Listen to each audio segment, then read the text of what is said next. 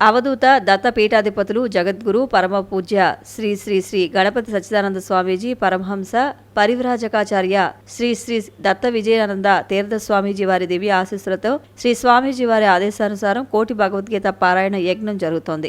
రాజమండ్రి ప్రథమ ఆశ్రమం అయిన రాజానగరం శ్రీ గురుదత్త పాదుకా క్షేత్రంలో సుమారు 500కు పైగా భక్తులతో సంపూర్ణ భగవద్గీత పారాయణ కార్యక్రమం చేశారు.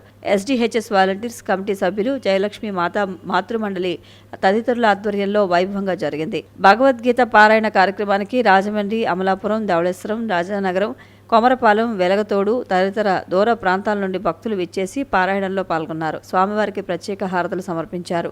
భక్తులకు బాలస్వామీజీ సందేశాన్ని వినిపించారు. అనంతరం భక్తులకు తీర్థప్రసాదాలు అలాగే స్వామివారి రక్ష అందజేశారు. ఈ కార్యక్రమాన్ని ఉద్దేశించి వాలంటీర్ తులసి దత్తా మాట్లాడారు. అనంతరం భక్తులకు అన్నప్రసాదం అందజేశారు.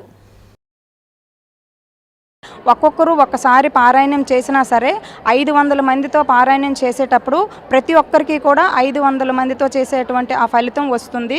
ఇది స్వామీజీ వారు లోక కళ్యాణం కోసం సంకల్పించినటువంటి యజ్ఞంలో భాగంగా మేము ఇక్కడ పెట్టడం జరిగిందండి. ఇక్కడ అన్నదానం అంతా కూడా జరుగుతుంది. జై గురుదత్త. 18 అధ్యాయాలు కూడా ఏకదాటిగా ఒక్కొక్కసారిగా అధ్యయనం చేస్తారు.